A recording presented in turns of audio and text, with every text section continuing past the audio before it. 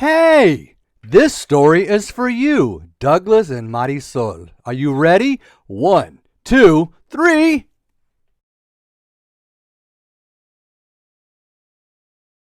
The Lizard Tale. Are you ready for a story?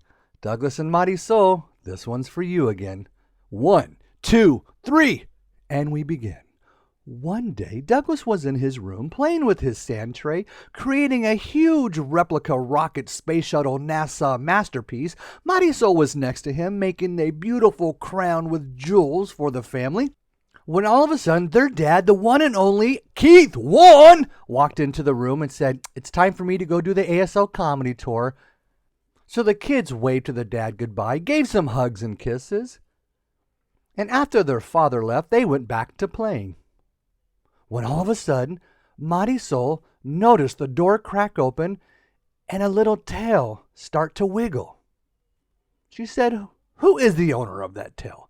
She walked over and realized it was a lizard with big eyes and a long tongue.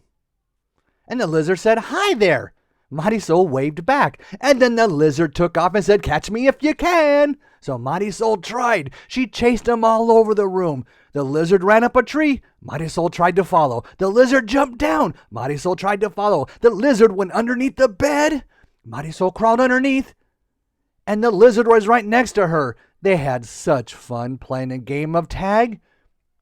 When finally Marisol grabbed the lizard's tail, the lizard was caught. And Marisol, "I finally got you." But then the lizard ran off, and in her hand was still the lizard's tail. And then she saw the lizard get into a rocket, close the door, and take off. In her hand was still the lizard's tail, and she realized she pulled it off, and she started to cry. When Douglas noticed the commotion, his sister crying, it was time for Douglas the Space Boy to show up. But first he had to go to the bathroom. And after washing his hands and brushing his teeth, he put on his space helmet, he put on his space outfit, he put on his space belt buckle, and said, "I am ready to help my sister." Marisol, she said, "Wait, I'm crying." Marisol, "Wait, I'm crying. What? Oh, it's my brother. I love you." He said, "Yes, I love you too." "What's wrong, Marisol?" "Brother." "Oh, I'm not your brother. I'm Douglas the Space Boy." "Oh, okay. Look, I have the tail and the lizard's gone." Douglas said, "Let's get into my rocket." And that's when his bunk bed became his personal rocket. The ceiling above the bunk bed opened up and made room for the rocket that was soon to be launched. Marisol said, "Wow." And Douglas said, "No, who are you?" "I'm your sister." "No, who are you?" "I know. I'm Princess Belly Button." And after putting on her crown and getting her belly button ready, she was ready to join Douglas the Space Boy for another adventure. They got into the rocket, closed the door, and while all this was happening, their beautiful mother was in the kitchen making dinner when she yelled out, "Douglas, Marisol," and then she saw the rocket take off. And she said, "Nothing new. It happens every day." And she went back to cooking. The rocket took off into the sky, over the trees, over the roofs, higher and higher, leaving the state of Florida. Birds were flying by. Wow, look at that rocket. The clouds parted for the rocket until finally Douglas set course. And then he said, "Hey, Princess Belly Button, look out your window." And she did. And she said, "Look, I see all the different states." And this is how we sign states, educational moment of the video. "Look, I see New York." And Douglas said, "Let's go see New York much closer." New York is well known for the Statue of Liberty, a present from France to celebrate America's 100th birthday. Can you imagine the candles that they had to blow out? It took a very long time to blow all those candles out. This was a huge party. And can you imagine getting a gift that big wrapped up in a bow? Anyway, Douglas the space boy got closer to the Statue of Liberty, almost hitting her. She had to duck, and as the ship flew by, it extinguished the torch. Miss Liberty said, "Hey!" And Douglas said, "Uh-oh, I need to fix this." He backed up the ship. The flame from the rocket engine relit the torch, and he took off, and Miss Liberty said, "Be careful next time." The rocket took off again, and out the windows they saw the state of Arizona. Very famous for the canyon, the Grand, C-A-N-Y-D. No, wait, hold on.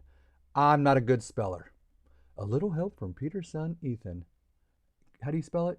Grand, C-A-N-Y-O-N.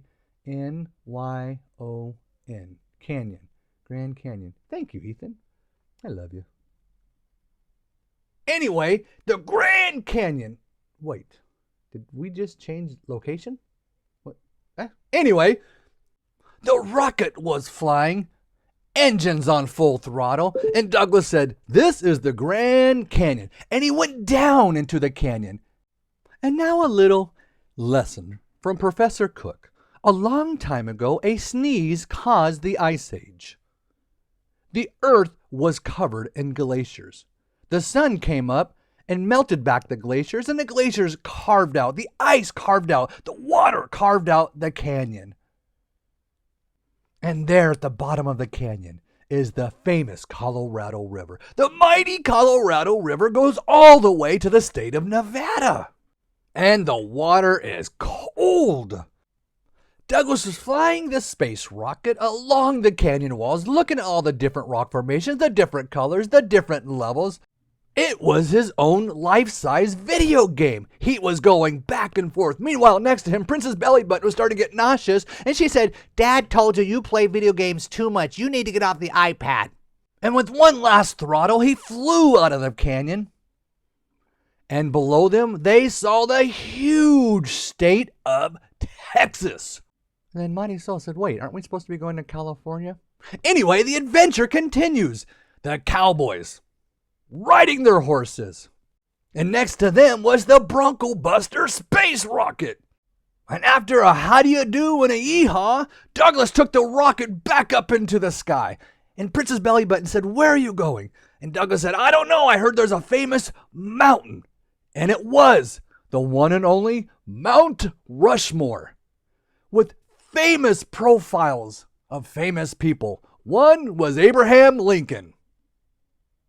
And next to him was the profile of the one and only Mickey Mouse. And then next to Mickey was Popeye. "I'm Popeye the Sailor Man. I eat my spinach. I'm strong to the finish." And next to Popeye was the one and only SpongeBob SquarePants. He lives in a pineapple under the sea. Yeah.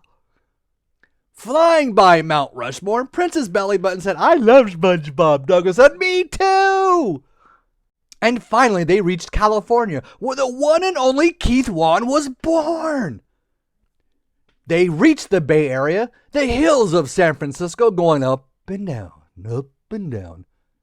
And they saw the famous cable cars, the trolley cars going up the hill, down the hill, up Lombard Street, down Lombard Street. They are also known for their chocolate.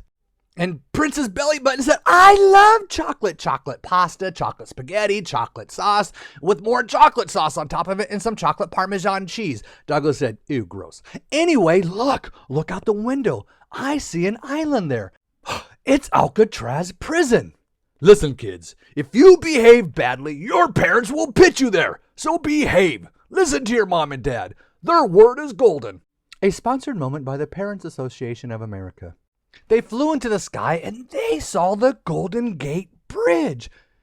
They started to fly towards it when all of a sudden the engine started to sputter. They were running out of fuel. How are they going to get home? Douglas the Space Boy had an idea. He backed up into reverse against the cables of the Golden Gate Bridge and then was slingshot across America and was able to land back into their home state of Florida. The rocket landed with a thud. Mighty Soul had some whiplash and she said, "We're home." They both jumped out and she said, "Thank you, Douglas the Space Boy."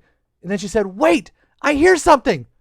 And they looked over to the sound of the crying, and they saw on the ground was the little lizard who was sitting there bawling, blowing his nose, bawling and blowing his nose. The two kids got closer and said, "Little lizard, what's wrong?" And he said, "Hi, Douglas the Space Boy. Hi, Princess Belly Button." And they said, "Why are you crying?" Dramatic pause. And another location change? "Oh, thank you, son. Keep the earth green." And now, back to the story. The lizard was crying. And the two kids said, "What's wrong?" And then Princess Bellybutton said, "I have something for you. Here is your tail." And the little lizard said, "Yeah, that's why I'm crying. That's my tail." So Princess Bellybutton gave it to him. The lizard put it back on, wagged it around and said, "It works still. Thank you so much." And Princess Bellybutton said, "So you have to leave now. But how am I going to remember you?" And the lizard said, "You can remember me by every time you look out and see the night sky. Anytime you see a meteor, that's me." Let me explain. The Earth has an atmosphere. And out in space, there's debris. And when it hits the Earth's atmosphere, as if your feet were walking on the carpet causing friction, you can feel the heat. That's what happens in the atmosphere. These objects get heated up and then they form a tail. Every time you see that tail, you can think of me. That is the lizard's tail. And little Marisol picked up the lizard, and it gave her a kiss, and it gave Douglas a kiss, and then it scurried off. And Douglas said, "Let's go. It's time to go home." They went back into the room, and that's when their dad, Keith Wann, came home and said, "Hey," and the kids jumped up, "Dad, we missed you." And he said, "I missed you." And he kissed and he hugged his children. And he said, "Did you guys have a good day?" They looked at each other. Then they looked out the window at the night sky and they saw a meteor go by. And he said, "Dad, nothing unusual happened today." The end. And now it's time for your story. Huh? Hey, what? Hey, how you doing? Yeah. Let me give you a little background on Your Story, Our Hands. Douglas the Space Boy was not something that I made up. It happened that Keith and I were at an event together, and his son came up and said, "Can you guys make me a story about a rocket trip?" We did, and once we launched it, we didn't expect it to become so popular. So many parents have come to us and said they loved it. So we wanted to now offer this opportunity for you to give us your story. You can write a story, you can sign a story, and you give it to us. Either Keith or myself will sign your stories, and we will upload it onto YouTube so everyone can see, and we'll give you credit as written by you. It's going to be your idea, your imagination, and our hands. I think it's a great time for us to get together and make more stories. You can email us at keith@keithwann.com, or you can send us a video to keith@keithwann.com. And don't worry, your story doesn't need to be perfect, because we're going to add our imagination and our creativity. Then we're going to film it and we're going to launch it. This is going to be Your Story, Our Hands. Send us your stories today. The adventure starts with you. Huh? What? Oh, this is your table. Oh, I'm sorry. I didn't mean to take your table. I guess this is a hotel and a guy wants to eat his breakfast here. I gotta go.